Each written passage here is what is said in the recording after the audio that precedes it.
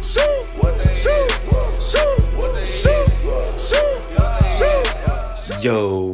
what is good with y'all boys? Yes, we here and I'm doing another video. This is kind of weird. I haven't been back on my YouTube thing consistently recently, but I need to stop that. I need to get out that lazy, I need to stop being lazy. I need to get on here and I need to post.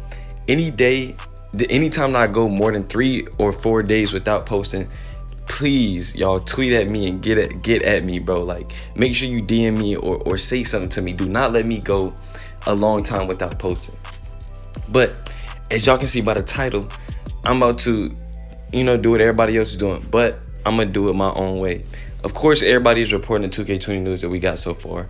Of course, everybody put their 2 cents in, say what they let everybody know what they know.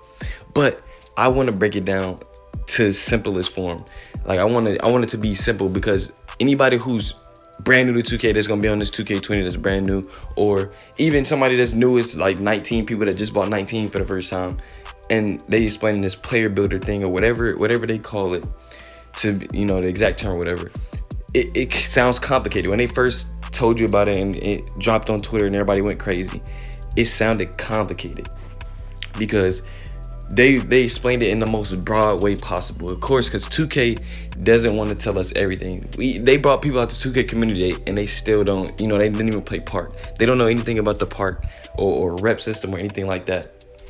2K doesn't release information. We might not even know about Park and rep and 99 overall and all that, or road to 99, until like 2 or 3 days before the game actually drops, which is super late. That is super late.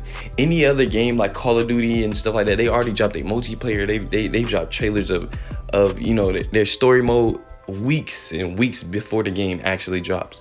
So that's a difference between 2K and all these other companies. I don't know why they keep it so secret, but I guess it's like some huge thing. All right, so basically, from what I've taken from all the tweets, like, I've been on Twitter, I've been paying attention to Annoying and all the people, Hollywood, Hank, everybody that's tweeted from 2K Community Day, anybody that has anything to do with 2K, the leak pages, I've been everywhere. I've been on it. I've been taking screenshots, but I'm not gonna bore y'all with the screenshots because I'm sure y'all have already seen most of them. And this gameplay in the background is just some random gameplay from 19.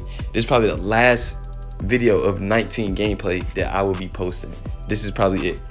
But yeah, I've been paying attention to all these people. I've been watching videos, I've been listening, and basically from what I've taken, this is me just taking all the information in and just making it simple for y'all so y'all can understand it. So basically, it's no specific archetypes like it's been in the past. Like, in the last, since I've been playing it since 17, 18, and 19, you chose an archetype, right? You go into the screen, right? You say you start a career, you pick glass cleaner, play sharp, playmaker, point forward. You choose that build, right? Boom. They're gonna give you attributes or let you upgrade attributes. Like 17, you could choose what you upgrade, right?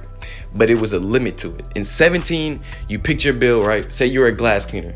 If you pick the glass cleaner archetype, of course that build can get high rebound. You can get like 99 rebound. You can get 99 strength, and you can only upgrade your 3 to like a 55, I believe it was.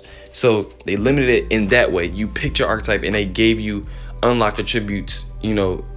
Predetermined levels of rebounding, and predetermined levels of playmaking, predetermined levels of 3-point.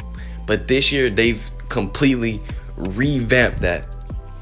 Instead of you picking an archetype first, you literally have open upgrades on any category. So you go into pick my player, boom, they give you, I've heard that it was 350, some people said 450 attributes, and it's been different numbers. So I don't know the exact number, but it's been different numbers. But apparently you get the attributes, right? Boom, they give you 400, 450, whatever the number is. You go and literally upgrade any attribute that you want. So say, for instance, you wanted to build like a play sharp. That's what you want to create again. You want to create a play sharp. Boom. So you would automatically go to playmaking, speed and shooting, because you want the sharpshooter and you want the playmaking. Boom, you go and upgrade those real high in the 80s, 90s. Boom. So of course you want to upgrade all the stuff that goes for that archetype. So you upgrade your 3, you upgrade your playmaking, your speed, you know, stuff like that, agility. Boom. And what you're gonna do is you're gonna fill out the rest of them, fill out the rest of your upgrades. Like say you wanted a little bit of rebounding, something like that. You want a little bit of shot creating, like, you know, fading off the dribble a little bit, off dribble shots. Boom. Now what you're gonna do once you finish all of those upgrades, right? Boom, you go to the next screen.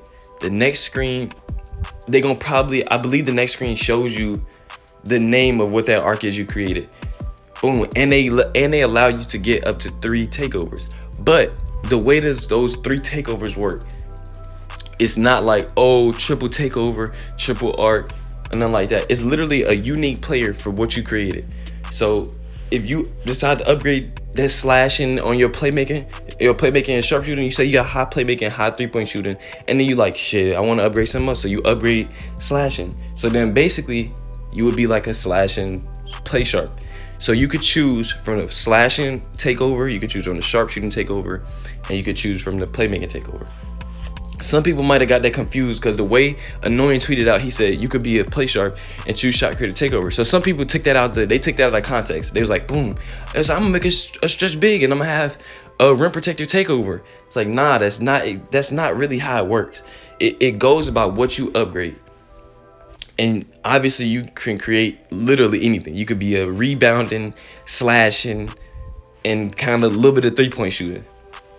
But from what I heard, this is what I saw from tweets from Hollywood. He said that defending archetypes first, like, you know, you have high defending, they don't shoot very well. So take that how you want it, you know, go dissect that.